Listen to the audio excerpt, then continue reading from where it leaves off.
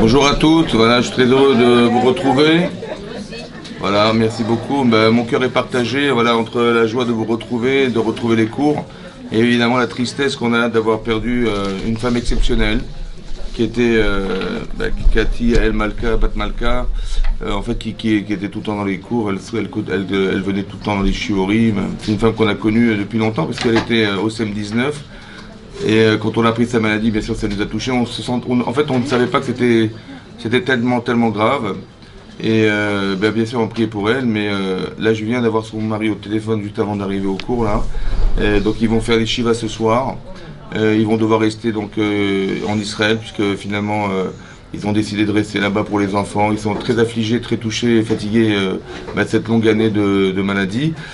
Et donc ils vont rester à Rosh Hashanah, Kippour, et reviendront après Sukkot, les Hashem. Voilà. Donc moi je lui ai dit que je dédiais tous les cours, 51 ans. Et donc je lui ai dit qu'on dédiait tous les cours de toute l'année, les Nunishmata, pour l'élévation de son âme, et que Hachem il soit Merachim sur nous et sur le Israël. Amen. Voilà, c'est aussi l'Aïloula de Rav Citru. Et donc c'est pour ça que la Rav n'était pas là cette semaine. Voilà. Il y a aussi donc vendredi, je pense que c'est vendredi. Ouais, c'est possible. Voilà, c'est ça. Mais Sorot Tovot, voilà, on va prier pour que les choses s'arrangent, elles s'améliorent. Alors, on va traiter un passage qui est dans la Parashat Nitzavim en rapport avec le mois des loups et Rosh Hashanah. C'est marqué dans la Parashat cette semaine, la Parashat Nitzavim. Vous savez que cette Parashat, c'est une Parashat qui précède toujours Rosh Hashanah. De façon récurrente, elle est là juste avant Rosh Hashanah. Et donc dans le texte, c'est marqué Atem Nitzavim Ayom. Vous vous tenez donc debout, Ayom aujourd'hui, Kulechem tous. Lifnei Hashem Elokechem, devant Hashem votre Dieu. Rachechem, Shiftechem, Ziknechem, Shotrechem, donc tous les gens, des gens haut placés, des shoftim, des juges, Ziknechem, des sages, Shotrechem, des gardiens. Kolish Israël, toute personne qui fait partie du peuple juif, Tapechem, Nachechem, donc les enfants, les femmes, Gerecha, Shabekerem, Machanecha, donc les étrangers qui se trouvent parmi ton camp, Mechotev, Etzecha, Atshua, Memecha, donc depuis le coupeur de bois jusqu'au puiseur d'eau. Les Ovrecha Bibrit Hashem. En fait, Hashem, il veut nous faire passer dans cette alliance. Elokecha Ubehalato, et sur le serment qu'il a fait à Avram, Israël et Yaakov, Hashem Elokecha Koret Imecha Ayom. Donc Hashem, il veut se lier d'alliance avec nous, une alliance qu'il avait déjà contractée depuis longtemps avec Avram, Israël et Yaakov, mais il veut nous faire rentrer dans cette alliance. En fait, on est déjà rentré quelque part, puisque on a accepté la Torah sur le mont Sinaï, mais là, on est juste avant le décès de Moshe Rabbeinu. C'est ce que nous dit Rashi. Melamed chez Chnisam Moshe Lifnei HaKadosh Baruch Hu Biyom Moto, les Chnisam Bibrit.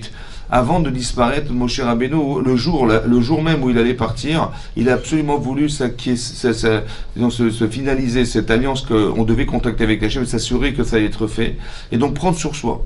Vous voyez, l'alliance d'Hachem. Prendre sur soi l'alliance d'Hachem, c'est d'accepter toutes les lois de la Torah. Et donc c'est ce que et on est tous concernés par cette aventure avec Hachem. Et donc le texte continue, dit Leman Hakim Otecha Yom Lo Le'am, afin que je t'établisse pour moi, être un peuple pour moi, Ve'u Yelecha Elokim, et dit Moshe que Hachem sera pour toi un Dieu. Qu'Hachem dit Berla, comme il t'a dit, qu'Hachem Nishba Lavotecha, comme il a juré à tes pères, Avram, Israël et Yaakov. Velo Itechem Levadechem, Anochi Koret et Abrit. Et pas seulement vous qui êtes présents, dit Moshe Rabbeinu, avec qui je contracte une alliance, Vet Ala Azot, dit qui est Asher Yeshnupo Imanu Omed Ayom, ceux qui se trouvent présents en présentiel aujourd'hui, Livne Hashem Lokenu, devant notre Dieu, Vet Asher Enenu Po Imanu Ayom, et aussi ceux qui ne sont pas forcément présents ici. Donc toutes les âmes qui vont naître dans le monde jusqu'à la fin des temps, en fait, sont aussi concernées par cette alliance. Qui Atem Yedartem et Asher Yashamnu Beretz Mitzrayim, parce que vous savez pertinemment que nous autres sommes installés en pays d'Égypte, et Asher Avanu Bekerev Agoim, Asher Avanu, et nous avons dû traverser au milieu des Goïm, au milieu des nations, Asher Avartem, que vous avez traversé, des Tirou, et Tchekutsehem, Begilohem, et vous avez vu toutes les abominations qui se sont produites là-bas, et les idolâtries qui ont été pratiquées sur des pierres, sur des morceaux de bois, ouais. Et après on dit Pen Yesh Bachem Isho Isha, et peut-être que se trouve parmi vous, Chazvi Shalom, un homme ou une femme, au Mishpacha, ou une famille, au Shevet ou une tribu, Asher Levavo Pone Ayom, Meim Hashem, qui veut se détourner d'Hachem. Donc le Yitzhara. Donc on nous dit, je vais vous contacter une alliance, en fait, qui va être consolidée chez vous, pour éviter justement cette dérive. Ouais, Elokeinu lalechet laavod Elohei hagoyim, bon, aller pratiquer et d'adorer d'autres dieux des nations. Em yeshpen bachem, peut-être que se trouve parmi vous shoresh, une racine. Poré roche, Velahana, de quelle fleurit du poison, Velahana, et de l'absinthe. Ça veut dire que dans le cœur de chacun d'entre nous, il peut y avoir, Chas v'Shalom, du poison, c'est-à-dire quelque chose qui nous fait pencher vers le mal. La hana, de l'absinthe. En fait, on voudrait nous dire ici que il faut faire attention de savoir que le mal qui est en nous, il peut fleurir en nous, ouais, et il peut se multiplier en soi. Et donc on voudrait qu'on soit assez forte et assez fort pour que l'alliance qu'on a contractée avec Hachem, elle puisse nous permettre de nous battre contre ce mal intérieur. C'est-à-dire que lorsque on est tiraillé, on sait je fais pas, on sait pas quoi faire, ou on a très envie de faire quelque chose qu'on sait être interdit, ou on sait même pas que c'est interdit, mais on a très envie de faire quelque chose, il faut qu'on ait la force, en fait, la force, le courage, la force. Mais cette force, il faut la construire, c'est de l'alliance qu'on a prise, on a pris sur soi de dire je refuse. De refuse de faire la vera et je m'engage à faire attention aux mitzvot.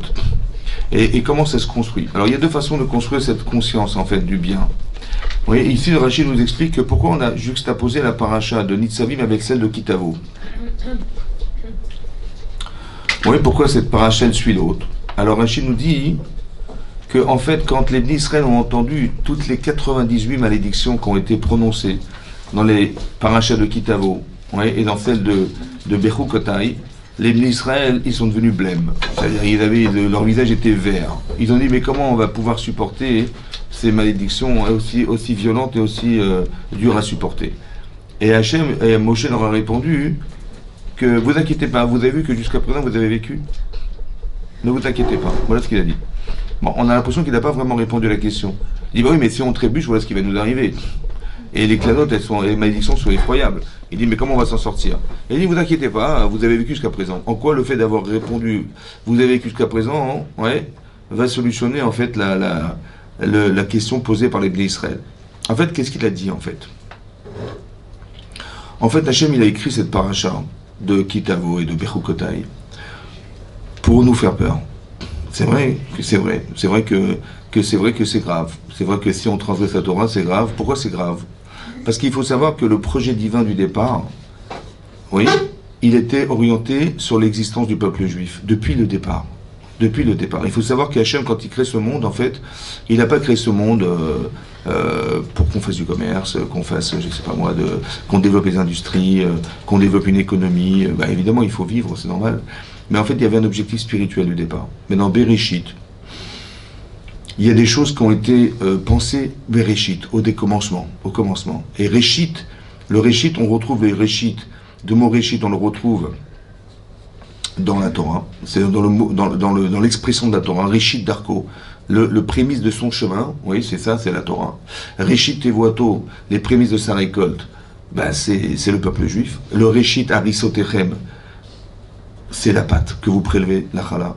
Réchit Pri Haaretz, les prémices de la terre, c'est les bikurim, c'est les fruits qu'on devait apporter donc à Shavuot en Israël quand on avait l'occasion d'apporter ces fruits, ces nouveaux fruits, donc la reconnaissance d'Hachem. Ce Réchit, en fait, il était la pensée originelle de la création du monde. Ça veut dire qu'on est en train de nous expliquer qu'est-ce qui est à l'origine de cette création, qu'est-ce qui a motivé Hachem de créer ce monde, de faire que voilà tout ce que vous vivez aujourd'hui, ça a été réfléchi, pensé par Hachem au départ. Mais le Réchit, c'est ça. C'est-à-dire que pour le peuple juif, le monde a été créé. Pour la Torah, le monde a été créé. Donc il y avait forcément un conditionnement qui était implicite dans la création du monde qui devait se réaliser. C'est pour ça que c'est marqué. Oui, on fait on fait le Kiddush vendredi soir, on dit Yom HaShishi Vaichulu Hashem Baaretz, que le 6e jour ont été finalisés le ciel et la terre, et là-bas c'est marqué Hashishi. Oui, Hashishi, le 6e. Et évidemment, Chachamim d'essayer d'expliquer qu'est-ce que c'est cet article, le 6e. Pourquoi le 6e, Hashishi? Alors Rachid expliquait, évidemment, on a compris que c'est vendredi, mais ça c'est le sens littéral, mais le sens profond, le sens de la dracha, c'est-à-dire le He, c'est les 5 livres de la Torah. Shishi, c'est 6. 6, c'est le 6 Sivan. Vous savez qu'on a accepté la Torah le 6 Sivan. Hachem a dit à la création du monde, il a dit voilà, si les Israël acceptent la Torah le jour du matin de Torah, du 6 Sivan, alors le monde continuera à exister. Sinon, le monde sera choser les tohu vavohu. Il retournera au tohu bohu, c'est-à-dire à la création d'origine, à ce que j'étais d'origine, sans la création du monde. Qu'est-ce que ça veut dire? Ça veut dire que implicitement, ça veut dire que c'est très important de comprendre que l'origine de la création du monde, c'était ça. Oui, c'est pas par hasard qu'on apprend la Torah dans le ventre de sa mère, c'est pas par hasard que le monde il est articulé par les mitzvot, parce que tout est construit sur ce principe. Donc il faut comprendre que vous comprenez bien que si on échappe à ça, on échappe à l'essentiel. C'est comme ça qu'on coupe le courant, quoi. Il n'y a plus de courant qui passe, ça marchera jamais. Et donc comprendre qu'on doit avoir cette hirat shamaim là. Et comment on développe cette hirat shamaim? Alors, la hirat shamaim, il faut savoir qu'il y a une crainte intellectuelle et une crainte physique. La crainte intellectuelle, c'est ce qu'on sait. Vous savez que le monde a été créé par Hachem, vous savez que Dieu existe, vous savez qu'on est jugé à Rosh Hashanah, vous savez tout ça, on sait tout ça. Mais est-ce que fondamentalement ça nous touche? Je sais pas, imaginez-vous, on dit Rosh Hashanah, c'est Yom Hadin. Voilà, Yom Hadin. Ça veut dire on va passer au tribunal. Un peu, ouais, c'est ça. Et donc on va passer au tribunal. Maintenant, on sait que c'est jugé entre la vie et la mort. Qu'est-ce qui va rester l'année prochaine? Voilà ce qu'on nous dit. Bon. Donc c'est grave quand même, c'est un moment difficile à vivre. Maintenant, imaginez-vous quelqu'un, moi je me souviens, il y avait des trafiquants de drogue en Colombie qui avaient été attrapés en flagrant délit de vente de drogue, et là-bas, on s'amuse pas avec la drogue, et parmi ces prisonniers, il y avait un Français. Bon, et là-bas, hein, ils avaient été jugés et condamnés à mort. Bon, la France a dit, attendez, les gens qui vendent de la drogue, on les tue pas chez nous, hein, ça se fait pas. Et donc, ils ont envoyé un colloque de ministres pour essayer de leur dire, écoutez, maintenant, tous ceux qui étaient avec lui, là, ces Français, ils ont tous été condamnés à mort. Mais lui, il est dans la cellule, là-bas, et il ne sait pas ce qui va lui arriver. Bon, est-ce que vous croyez qu'il arrive à dormir la nuit? Non. Mais nous, est-ce qu'on arrive à dormir la nuit? Tu peux passer le miel, les pommes, là, le miel, les grenades, j'ai pas goûté les grenades. Est-ce qu'on a conscience? C'est ça le problème. C'est-à-dire, on sait, bien sûr, et on se dit, oui, mais Dieu il est gentil, et sympathique et tout, mais en fait, on ne se rend pas compte de la, on va dire, bien sûr qu'Hachem il est gentil, bien sûr, mais la gravité de ce que représente la création du monde et le fait qu'on soit nous responsables de ça. Alors qu'il faut créer de la ira. La base, c'est la peur. La peur, en fait, pas la peur négative, pas le traumatisme de la peur, mais la peur de mal agir, la peur de mal faire, la peur de décevoir, la peur de ce que vous voulez. Et ça, c'est important. C'est pour ça que il a suffi qu'on ait eu peur. Il a suffi qu'on ait marqué la conscience corporelle. C'est corporel. Vous savez, quand on est devenu blême, on a entendu les clalotes, on est devenu blême. C'est-à-dire on était tout vert, tout blanc.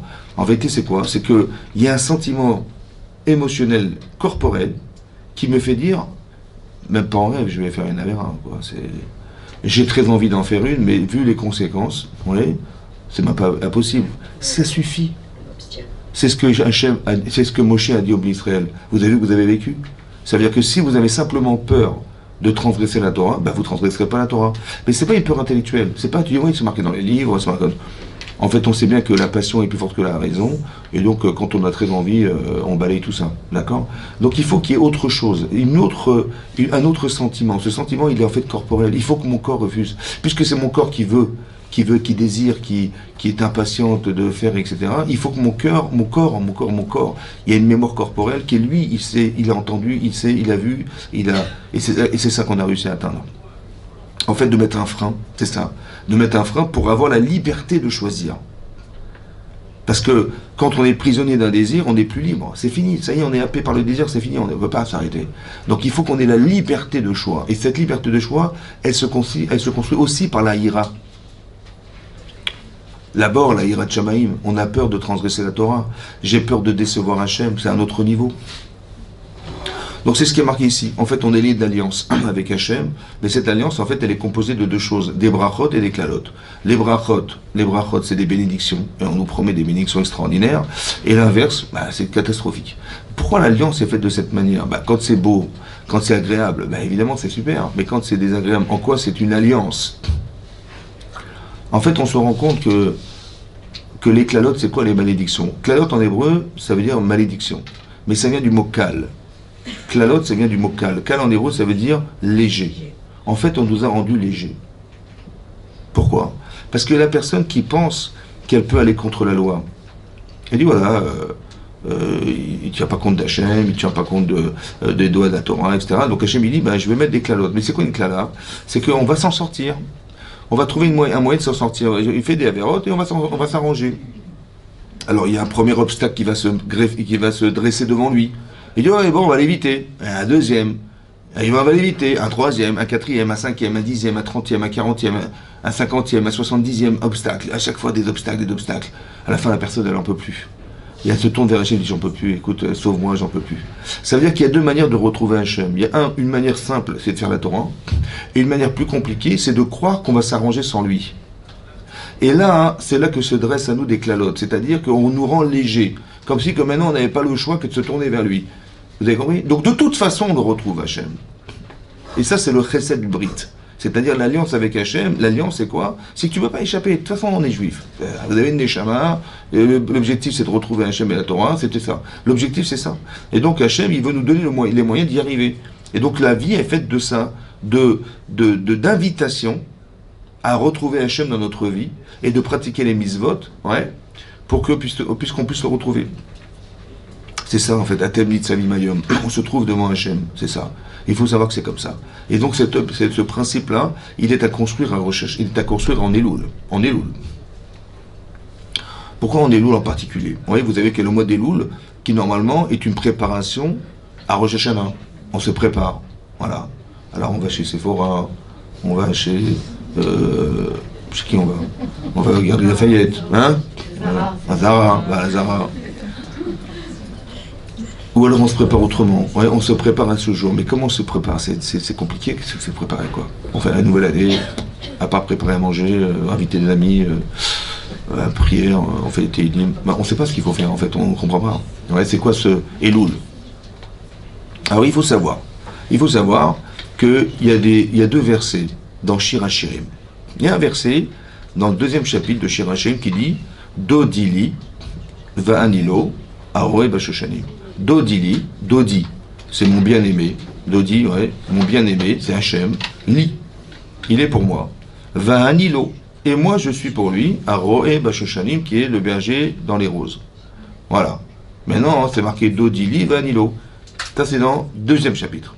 Dans le 6e chapitre, c'est marqué Ani le Dodi, Vedodili, Aroe Bashoshanim. Là, c'est un verset. Oui, Ani le Dodi, Vedodili. Donc, je suis pour mon bien-aimé, et mon bien-aimé est pour moi, le berger dans les roses. D'accord? C'est le même verset, mais juste un verset. Dodili va Anilo. En fait, il y a eu deux démarches. Vous avez vu que dans le calendrier, il y a Pessah, et si vous devez couper en deux le calendrier, ben, il y a Elul et Tishri. Coupé en deux, c'est-à-dire 6 mois, 6 mois. C'est ça? Oui. Maintenant, Pessah, c'est quoi Pessah? Ben, Pessah, on était esclaves. On était des esclaves en Égypte, ça fait des décennies déjà qu'on est esclavage. Et un jour, Mina Avoda, en plein milieu du travail forcé qu'on avait en Misraïm, on va Isaakou el Hachem, on a crié vers Hachem. Hachem, il a entendu ces cris, cette demande, et il a fait appel à Moshe Rabbeinu pour nous ressortir de Misraïm. Ce qui s'est passé, c'est qu'on a vécu un événement exceptionnel. Ça veut dire qu'il s'est passé des choses extraordinaires. Les plaies d'Égypte. Un spectacle incroyable, quoi. Tout se passait dans le camp des Égyptiens. Ouais. Dam, Sfardé, Akili, Marov, Dever, Chérim. Époustouflant.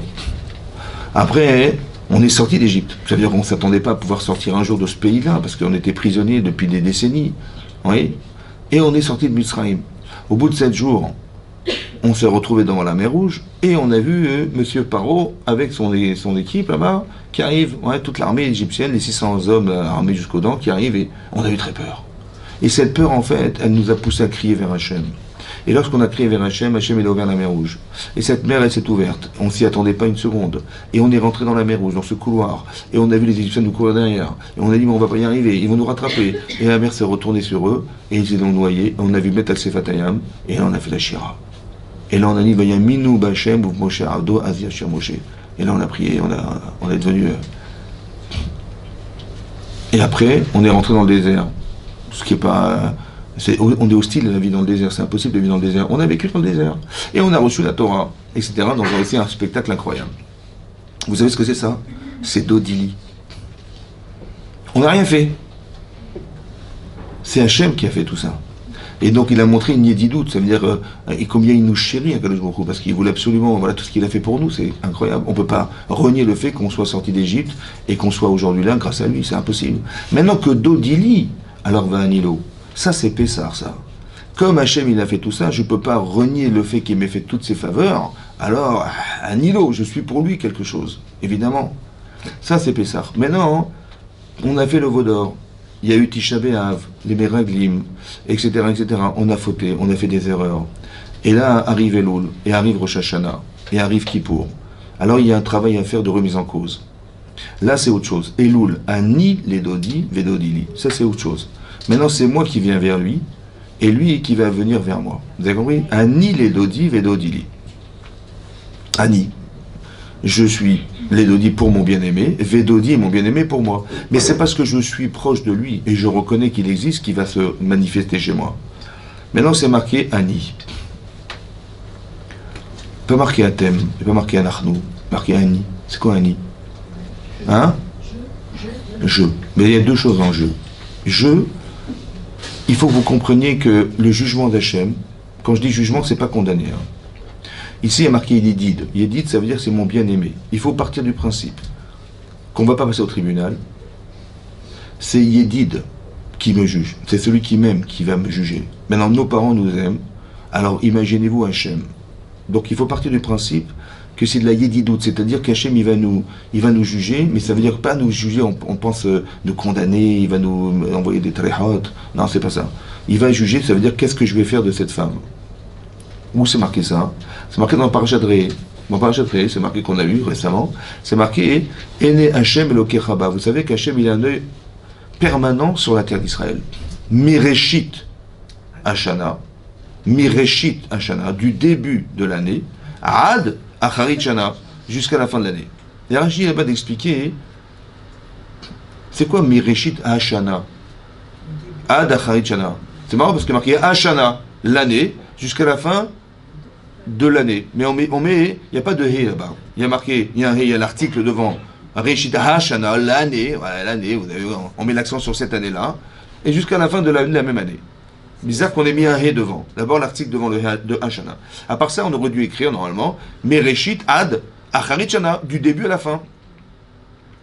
On aurait dû mettre en facteur commun l'année, en écrivant du début à la fin de l'année. C'est comme ça qu'on dit en français. On dit du début à la fin de l'année. On ne dit pas du début de l'année à la fin de l'année. Pourquoi du début de l'année à la fin de l'année? Rachid expliquait, c'est ça que Rachid voulait expliquer, cette incompréhension qui a une solution, c'est de dire Hachem à Rosh Hashanah, comme ça dit Rachid, Hachem à Rosh Hashanah, il va juger Mahiyé Besofa. Qu'est-ce qu'on va faire à la fin de l'année? Qu'est-ce que ça va devenir à la fin de l'année? C'est quoi Mireshit Hashana? C'est quoi Hashana? C'est Rosh Hashanah. Sofa, à la fin de l'année. Ça veut dire que le jugement, il n'est pas sur le passé. Moi, je croyais au début que Rosh Hashanah, c'est quoi? Hachem, il a vu, qu'est-ce qu'on a fait en 2023 hein? Mais non, ça s'est passé. Non, mais on, voilà on va juger cette personne de 2023 pour voir ce qu'on va faire d'elle en 2024. C'est ça, non? Donc le jugement, il est sur le passé. Là, on voit non! Il est sur le futur. On ne regarde pas le passé, on voit qu'est-ce que je vais faire d'elle. Il faut que Rosh Hashanah, c'est quoi Rosh Hashanah? Rosh, c'est quoi Rosh? La tête. C'est comme ça que vous dites à votre mari, on a rendez-vous à la tête de l'année, on a rendez-vous à la tête du mois. Tu t'es moqué de ma tête là. Non, c'est quoi la tête? C'est quoi? Pourquoi la tête? Pourquoi l'image d'une tête? Parce que la tête, c'est le cerveau. Le cerveau, c'est l'essentiel. Rosh, l'essentiel de l'année va être jugé. L'essentiel de l'année va être jugé dans ces 2 jours. Shana, Shinouï, il faut qu'il y ait des changements, il faut que ça change, il faut qu'on évolue, il faut qu'on avance. Rosh Hashanah. Hachem, il a réfléchi, et il va réfléchir à Rosh Hashanah, qu'est-ce que je vais faire d'elle? Voilà, elle s'est présente devant moi maintenant, qu'est-ce que je vais faire d'elle? Qu'est-ce que je vais faire de cette femme? Il faut que ça change, il faut qu'elle bouge, il faut qu'elle évolue. Quand on dit changer, ça veut dire évoluer, évidemment, c'est ça qu'on veut.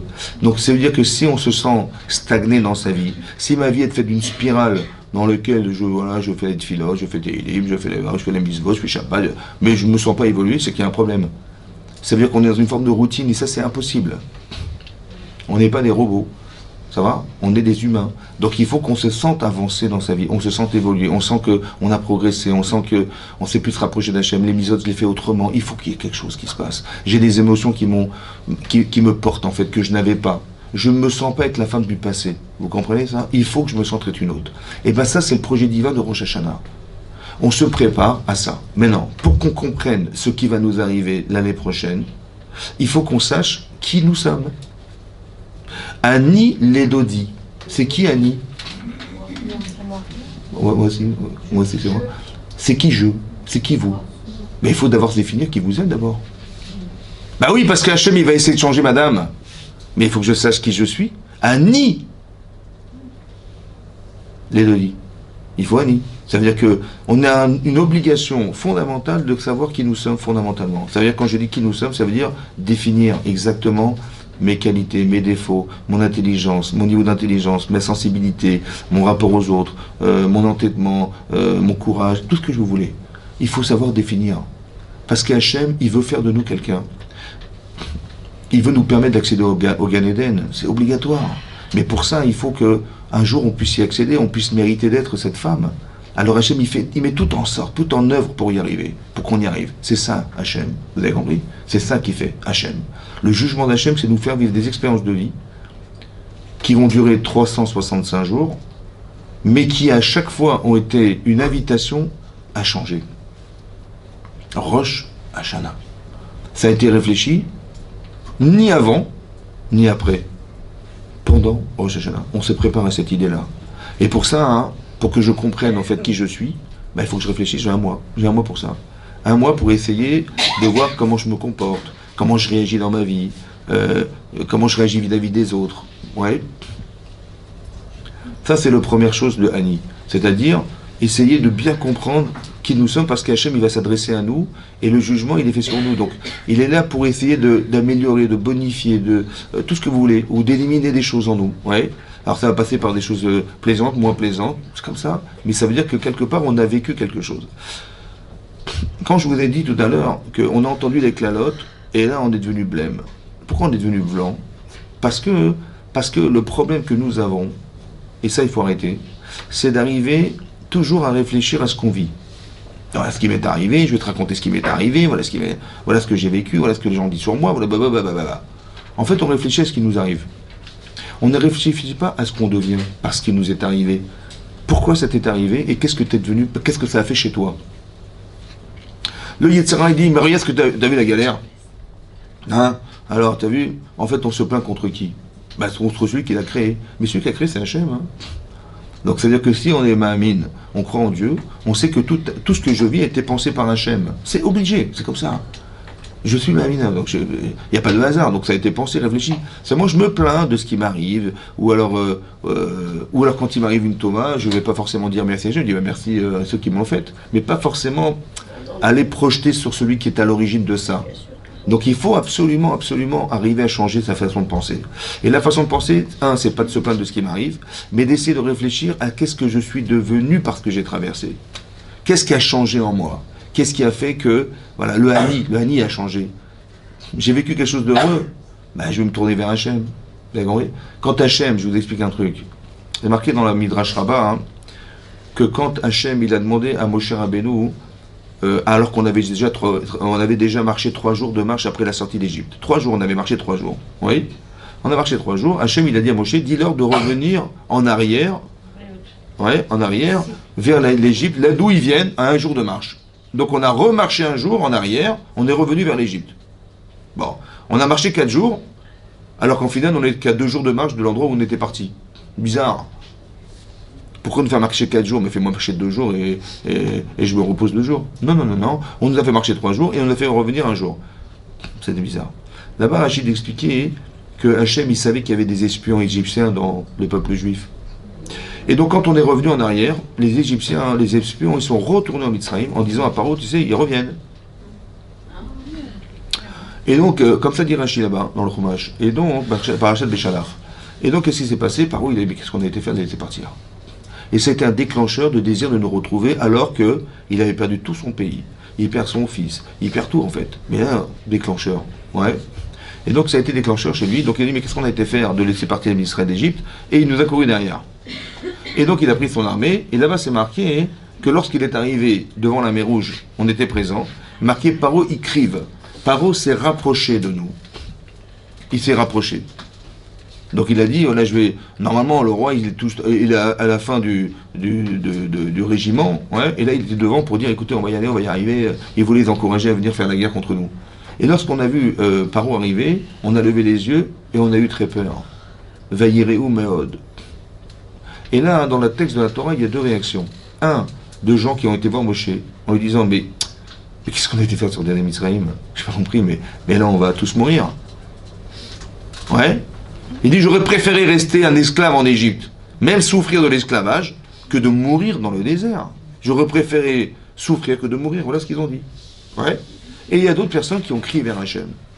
Et là, hein, la mer va s'ouvrir. D'accord? Vous avez vu qu'il y a eu deux sortes de réactions? La première est la fausse. Tu dis, mais regarde ce qui nous arrive, on va tous mourir. Mais pourquoi tu subis ce que tu vis? Tu dis, mais attends, est-ce que c'est logique, franchement? Est-ce que c'est logique? Alors, Hachem, il a fait tout ça pendant 1 an, pour que tu meurs 7 jours plus tard dans le désert. Hein? Il faut arrêter de ressasser le mal. Il faut arrêter de vivre, de ressasser ce que je vis. Tu dis, ah, ce qui m'arrive, qu'est-ce qu'on a dû faire en Israël? Mais non, il faut savoir que Hachem, il a provoqué ça, parce que là-bas, c'est marqué dans le Midrash, que lorsqu'on a vu Paro arriver, on a eu tellement peur, hein, que ça a provoqué chez nous une sensation comme si qu'on avait jeûné pendant 100 jours. Je ne sais pas si vous voyez, jeûner 100 jours. Bon, en fait, on a eu très peur. En fait, cette peur, qu'est-ce qu'elle a provoqué? Elle a provoqué, bah, soit tu te plains, soit hein, tu te tournes vers Hachem. Mais ça dépend de tes midotes. Ça dépend de ta croyance, ton niveau de croyance. Ouais. Mais ça, c'est ça la différence. Ça veut dire qu'en fait, Hachem, qu'est-ce qu'il a fait? Bah, il a fait deux choses. Un, il nous a fait savoir où on en était. Je dis, mais moi, je croyais que j'étais religieux, machin. Et tout à coup, je vois Paro qui arrive et je me plains vers Moshe Rabbeinu. Bah, je suis pas si croyant que ça. Ça, je le sais maintenant. Deuxièmement, je me suis plaint de ce qui m'arrive. Il faut arrêter de se plaindre de ce qui nous arrive. C'est pas ça l'objectif. C'est qu'est-ce que tu deviens? Eh bien, la peur que ça a provoqué chez moi, ça m'a poussé à prier à Hachem. Voilà ce que ça a provoqué chez moi. Et ça, je ne le savais pas, ou bien si je le découvre, en fait, je me rends compte que j'ai cette capacité de me tourner vers lui. Vous avez compris ça? Mais non, ça veut dire que, quelque part, ça veut dire quoi? Ça veut dire que Hachem, il a envoyé Paro, et qu'est-ce qu'il attendait? Bah, compris. Donc moi, au début, je pensais que la prière, c'était la solution au mal qui nous arrive. C'est vrai ou pas? Bah, il t'arrive un truc, tu pries Hachem qui te l'enlève. Mais pourquoi il te l'a envoyé? Si c'est pour prier pour qu'il te l'enlève, il ne fallait pas l'envoyer. C'est-à-dire, si tu penses que la prière est une solution, alors il y avait des solutions. Alors pourquoi Hachem t'a envoyé Paro? Et s'il t'a envoyé Paro, c'est qu'il pensait qu'il n'y avait pas de solution. Alors à quoi ça sert la prière?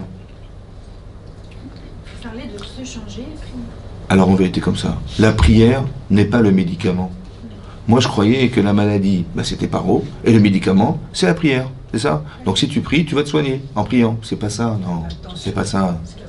Non, c'est parce qu'Hachem, il a vu qu'on avait la Emouna. Pour sortir de Mitzrayim. On avait la Emouna pour sortir d'Égypte, ça suffisait. Mais ça ne suffira pas pour recevoir la Torah.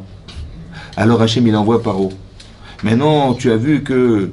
Tu as eu peur quand il est arrivé, hein, ça t'a fait peur. Hein. Et là, tu t'es tourné vers Hachem. Mais tu penses bien que ce que tu es devenu en priant Hachem, tu as développé ta Emouna ou pas? Évidemment. Et bien c'est ce niveau que je voulais que tu atteignes pour recevoir la Torah. C'est pour ça que je t'ai envoyé Paro. Maintenant que tu as atteint ce niveau d'Emouna en priant, alors je vais te débarrasser de Paro. Mais la prière n'est pas la solution à se débarrasser des problèmes. La prière est la solution pour se rapprocher d'Hachem. Maintenant que tu es proche d'Hachem, alors tu n'es plus concerné par ça, puisque je te l'ai envoyé juste pour que tu t'y rapproches. Vous avez compris comment ça se marche? Donc ce qui m'arrive en vérité est une solution et pas un problème. Moi, je croyais que la vie, c'était des problèmes. Non! Ce qui t'arrive, en vérité, vient solutionner un niveau d'Emouna qu'Hachem veut que tu atteignes. Ben, si tu ne l'as pas atteint, il te téléphone 1 fois, 3 fois, 4 fois, ça ne marche pas, ben, il t'envoie... Mais c'est juste pour que tu lui téléphones. C'est marqué dans le Midrash, une belle image. C'est qu'une fois, hein, il y avait un roi qui entend une femme crier au secours. Un roi qui entend une femme crier au secours. Au secours, au secours, au secours. Et il se rend compte qu'il y a des brigands qui sont en train de l'agresser. Qu'est-ce qu'il a fait? Ben, il envoie la police, monsieur, il envoie l'armée. Bon, il sauve cette femme, quoi. Et après, il dit, ben, d'où vous venez? Ben, il dit, voilà, je suis une princesse. D'un autre pays. Il dit, ah bon, princesse? Puis il parle avec elle et tout, et puis il se rend compte qu'elle est une femme extraordinaire. Et il s'est amoureux d'elle, donc il veut absolument la revoir, quoi. Mais elle ne veut pas le revoir. Qu'est-ce qu'il a fait? Il a dit, mais il faut absolument que je la revoie, comment je vais faire? Il dit, ben, je vais envoyer des brigands. Donc il a renvoyé des brigands. Et elle a crié au secours. Et elle a envoyé l'armée. Alors après, il a dit, ben, elle lui a sauvé la vie, il lui a sauvé la vie 2 fois. Il dit, ah merci, vous m'avez sauvé la vie. Je dis, mais c'est moi qui ai envoyé les brigands. Je dis, mais pourquoi? J'avais juste envie d'écouter votre voix. C'est charmant. En vérité, vous savez pourquoi Hachem envoie ça? Parce qu'on ne lui téléphone pas assez souvent. Ouais, c'est ça. Vous avez compris? Ça veut dire que ceux qui ont beaucoup d'ennemis, Hachem ne leur envoie pas. Ben non, parce qu'il n'a pas besoin. La proximité avec Hachem, la force de la prière, c'est le lien, c'est la chose la plus importante au monde, parce que la tefila, c'est le lien le plus étroit qu'on a avec Hachem. Donc Hachem, il envoie des choses en vérité simplement pour qu'on change. Vous avez compris? Mais ça a été jugé, je vous parle de l'extrême. Mais évidemment qu'il y a beaucoup de choses à vivre qui sont heureuses et qui nous permettent d'avoir... Et simplement qu'il faut qu'on développe nos midotes. Ça veut dire qu'on soit reconnaissant de ce qui nous arrive. La reconnaissance du bien, c'est fondamental.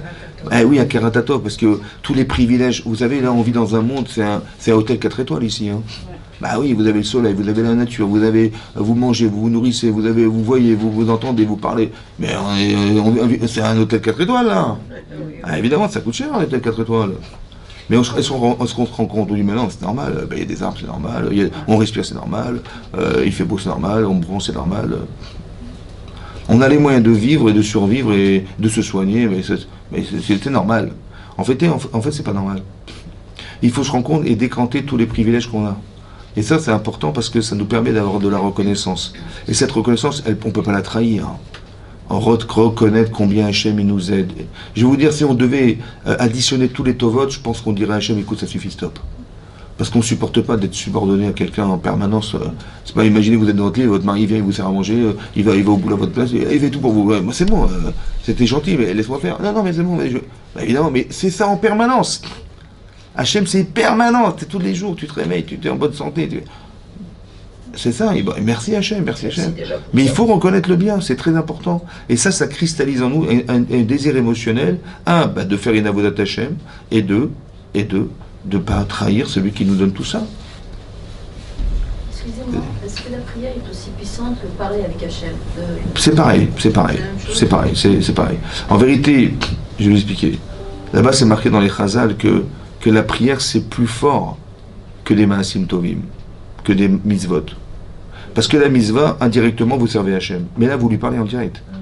C'est pour ça que le Yetzirah de la tefila est très très puissant. Quand vous faites la tefila, ouais, halacha, c'est quoi l'halacha? C'est quelqu'un, il échappe dans la prière à Eloké Avraham Yitzhak Yaakov, le début du début, hein, il faut refaire la prière. Pardon. Mais non, juste une... Comment? Ben, peut-être ça veut dire qu'il faut atteindre un niveau. C'est comme il faut atteindre un niveau. Ça veut dire qu'il faut Hachem, c'est la grande sincérité, c'est l'authenticité. Donc si je pense qu'Hachem c'est un banquier, je pense qu'Hachem, oui des fois c'est un banquier, c'est quelqu'un qui va m'aider, c'est la route de secours. Mais non, Hachem c'est pas la route de secours. Oui, des gens disent voilà, j'ai fait la misva, en échange je gagne au loto. Ouais. Hachem on fait pas du commerce. Donc il faut de la sincérité, il faut de l'amour, il y a pas de chantage, il faut que je comprenne que j'ai besoin de lui. En fait, Hachem crée des manques dans le monde, et nous avons des manques, simplement et uniquement pour lui demander de l'aide. Et que quand il va combler les vides, alors on va se rapprocher de lui. C'est que ça l'intérêt. Donc avant de prier, oui, c'est pas de dire tiens j'ai une mitzvah, je vais faire la tefila. Alors je vais lire le texte. Je dis voilà j'ai fait ma mitzvah, chazak ubalour. Mais non, c'est pas ça. C'est de savoir réfléchir qu'est-ce que j'ai besoin de lui demander. J'ai besoin que ça passe par lui. Et quand on a besoin profondément de quelque chose, bizarrement, il n'y a pas de Yetzirah dans la prière. C'est bizarre. Hein. Si par exemple on apprend que quelqu'un est très malade, ouais, on va pas dire en plein milieu de la prière de la Refoua Shenema, Refaïno Shenema, ah tiens ma femme m'avait dit ça, ah tiens, c'est vrai que j'avais fait une course, c'est vrai qu'il y avait une course à faire cet après-midi, non, rien ne passe. Parce que je suis impliqué dans ce que je dis. Je suis concerné par ce que je dis. Voilà. Et je sais qu'il n'y a que lui qui peut m'aider. Et plus je suis impuissante, et plus je passe par lui.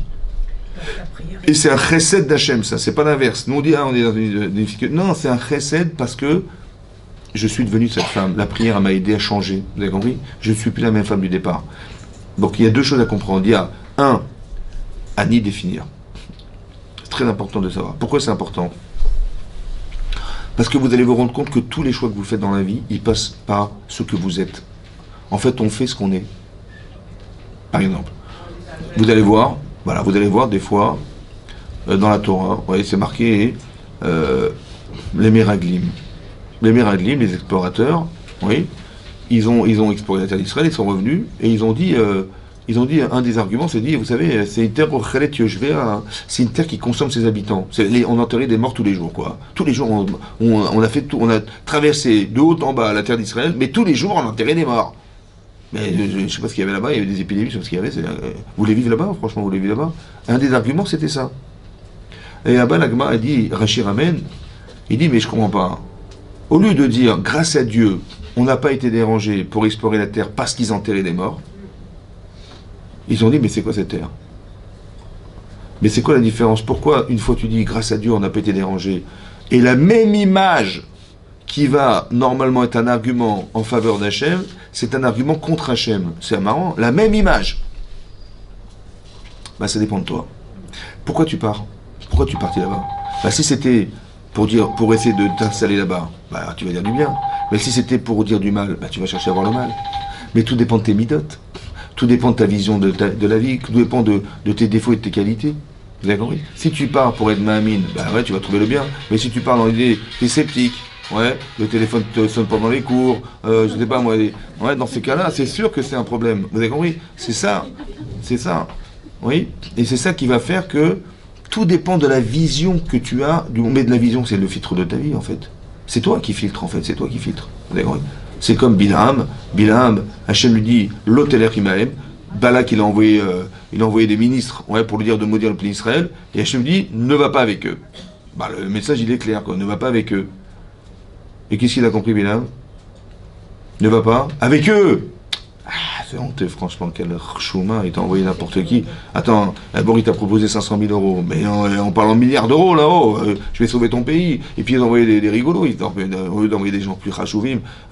Même Hachem il est d'accord avec moi que ça se fait pas, il m'a envoyé n'importe qui. Il me dit va pas avec eux, ça veut dire va pas avec eux, mais avec des autres. Mais vous imaginez la lecture ou pas? Tellement il est orgueilleux, monsieur. Il a cru qu'Hachem il lui avait dit ne va pas avec eux, mais va avec les autres. Alors qu'Hachem il ne va pas du tout. Ça veut dire que le travail des midotes, il est fondamental. Parce que la lecture de ce que je vais vivre, il dépend essentiellement de moi. C'est qui Ani? Ani, les Dodi, les Dodili. Il faut que je sache définir qui je suis. Je peux voir des choses, je les traduis mal. Au moins, il me fait croire des choses qui sont fausses. Ouais. C'est logique, mais c'est faux. Mais il faut que je sache que c'est Yitzhara, c'est pas moi. Il faut que je sache que la lecture que j'ai, elle vient de mes frustrations personnelles. Quand on dit... Gamzou et Tova. Oui, vous savez, il y a un principe dans la Torah, Gamzou et Tova. Gam, c'est quoi Gam? Aussi. C'est quoi aussi? Même ça, c'est les Tova. Parce qu'en vérité, ça n'a pas été forcément agréable. Mais j'ai dit non, c'était une Tova. Gamzou, pourquoi je dis ça? Parce que, en fait, mon Yitzhar, il me dit, t'as vu la guerre? Tu crois qu'Hachem t'aime, franchement, hein? Et tu pries et ça marche pas, et tu n'es pas la vraie femme de Hachem t'aime pas.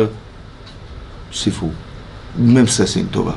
C'est-à-dire que j'ai une voix qui me dit, mais non, mais qui me culpabilise, qui me descend, qui me fait croire que Hachem m'aime pas, que machin. En fait, je dis non, même ça, c'est une Tova. Je n'y crois pas une seconde. Parce que Yedid. Vous avez compris? Ça veut dire qu'il y a un travail de conviction et de s'empêcher de croire. De s'empêcher de croire, d'avoir des idéaux qui nous détruisent, en fait, à l'intérieur de soi. Gamzou les Tova. Même ça, c'est pour les liens. Je n'ai pas d'arrière-pensée de croire que c'est culpabilisant. Je n'ai pas d'arrière-pensée de croire que c'est parce que je me détruis en fait automatiquement. Vous avez compris? Et ça me décourage et je ne trouve pas les moyens de m'en sortir. Il faut savoir que tout ce que nous vivons a un sens. Juste d'avoir la compréhension des événements et de comprendre en quoi ça m'a aidé de vivre un événement pareil. Ça va?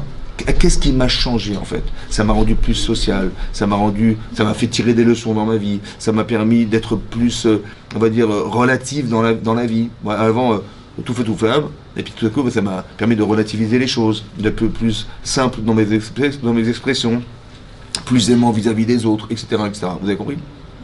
Mais ça, c'est des midotes. C'est le jeu. Les gens, ils font du lachon hara. Ils se moquent des gens, ils vont vous raconter des salades sur les autres. Ouais. Bah, quelqu'un qui vient me voir et me dit t'as vu ce qu'elle a fait celle-là et t'as vu comment elle se comporte, vraiment c'est honteux, franchement ça se fait pas. Je lui dis mais t'as raison, Razak ou Baruch, mais quelle intelligence. J'ai dit merci, mais à quoi ça sert de me raconter ça? Va lui dire à elle. Mais va lui dire à elle. L'intérêt c'est pas de raconter des salades sur les gens, c'est d'aider les gens.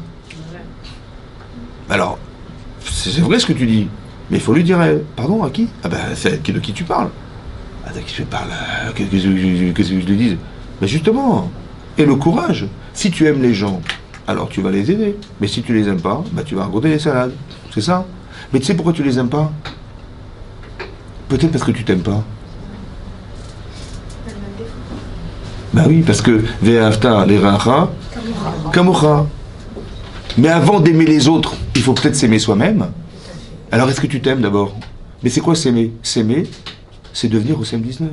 Non, s'aimer, c'est quoi s'aimer? Non, c'est quoi s'aimer? S'aimer, c'est de trouver chez soi quelque chose qui justifie l'amour que j'ai de moi-même. Ah, je m'apprécie pour ça, pour ça, pour ça. Donc tu as-tu trouvé chez toi des qualités? Ah, si tu sais les trouver chez toi, tu vas forcément trouver chez les autres. Or, si tu ne les trouves pas chez les autres, c'est que tu ne dois même pas chercher chez toi. Le jeu n'existe pas. Il n'y a pas de jeu. Il n'y a pas Annie, il n'y a pas... Donc il n'y en a pas, il n'y en a pas, vous avez compris pas? La négligence de soi. Mais non, il faut que tu arrives à être fier de toi. Et il faut trouver des arguments qui justifient cette fierté que tu as de toi-même. Et puisque tu as trouvé les éléments qui justifient le respect que tu te dois, alors forcément tu vas le trouver chez les autres. Par contre, si tu ne le trouves pas chez les gens, c'est que tu ne sais pas le chercher. Tu vois pas le bien. Tu vois pas le bien. Tu vois que le mal. Ouais, quand ça sonne, quand simcha. C'est ça. C'est ça. Que les actes, les mitzvot. Ouais. Mais vous avez compris que ça, c'est un travail qu'on doit faire sur soi-même. Et ça, c'est tout le travail des louls. Le travail des louls, c'est Anil et Dodiv et Dodili. Il faut au départ que je sache définir. Parce que Hachem, et on va arriver à Shoshana, il faut que Dodili, mais c'est quoi la différence entre le Ani et le Li? Ani, c'est je sais ce que je suis, c'est une potentialité. Le Li, c'est ce que je vais devenir. Il va être pour moi quelque chose, Hachem. Il faut que je comprenne que ce qui va m'arriver va forcément être mais il faut que je le vois comme quelque chose qui vient d'Hachem. C'est Hachem qui a décidé. C'est lui qui a décidé de ce qui m'est arrivé. Donc des fois j'ai vécu des choses heureuses, je dis merci. Des fois des choses plus difficiles, j'essaie de réfléchir.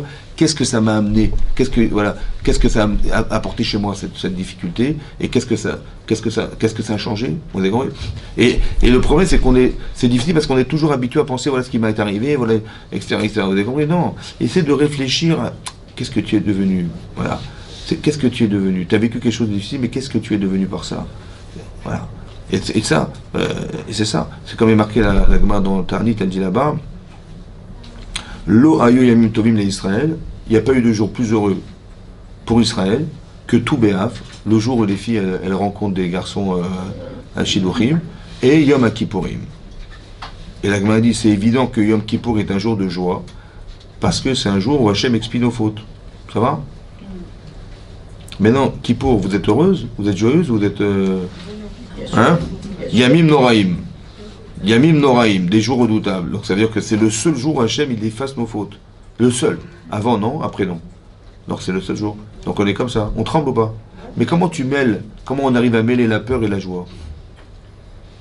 On dit, ah, il n'y a pas eu de jour de plus joyeux, hein, mais c'est pas un jour de joie, on fait pas la fête. Hein? Mais comment tu mêles la peur et la joie? Comment tu arrives à être heureuse? T'es joyeuse hein, et à la fois t'as peur. C'est pas possible. Mais là, comment on mêle les deux ces deux sentiments contradictoires? Vous avez compris le français? Ces deux sentiments contradictoires. En vérité, la joie vient de la peur. La joie vient de la peur. Mais je m'explique. La joie vient de la peur. Si j'ai pas peur de l'influence qu'elle a eu à l'Avera sur soi, parce que quand on fait une Avera, il y a une influence sur soi. Ouais. Je dis, c'est pas grave. C'est pas grave. Dieu est gentil, il pardonne. Donc j'ai pas la joie de me séparer de ma Avera puisque j'en ai pas de problème. J'ai pas de problème. Mais si j'ai peur de savoir mais comment je vais m'en débarrasser? Je vais avoir des psychologues, je vais avoir des psychiatres, qu'est-ce que je vais faire? Comment je vais me débarrasser de l'influence qu'a l'Avera sur nous? Puisque l'Avera, elle a une influence sur soi. Ouais. L'addiction à l'Avera, c'est quelque chose. Comment vous vous débarrassez de ça? Eh bien, il faut prier Hachem. Maintenant, Hachem dit, tu sais quoi? Si tu fais tchouva, je te répare. Waouh! Donc, plus j'ai peur de ce que je suis, et plus j'ai la simcha de savoir qu'Hachem il va réparer mon vrai problème. Donc, la joie, elle dépend de la peur. Si tu n'as pas peur, bah, tu n'es pas contente qu'il y ait une solution à tes peurs. Il n'y en a pas de peur. Vous avez compris, c'est ça? C'est ça le mélange. C'est-à-dire que plus j'ai peur de comment je vais me débarrasser de cet Avera qui touche depuis des années, et plus j'ai la joie de savoir que je vais m'en sortir, parce que Dieu il va me pardonner. Mais ça porte cette sincérité. Si tu souffres de ce que tu es, alors Hachem il va encore te débarrasser de toutes les forces d'influence qui sont négatives. Tout ce que tu as pu subir dans ta vie, tout ce que tu as fait comme choix dans ta vie, qui t'ont en fait handicapé, eh ben si tu sincèrement tu dis écoute, voilà, j'ai compris, sincèrement j'ai compris, je veux plus rentrer là-dedans. Je veux vraiment faire attention à toutes les mises. Je veux rentrer dans le bride d'Hachem. Voilà ce qui est marqué ici. Atem Nitzavi Mayom. Je veux rentrer dans cette alliance. Vraiment sincèrement. Voilà, c'est fini. Je veux être une femme correcte, je veux faire les mises comme il faut. Et tout ce que j'ai besoin d'avoir, et bien si on rentre dans ce brite-là, Hachem, alors Hachem, il nous permettra d'avoir une nouvelle année. Amen, Kenny Ratzon.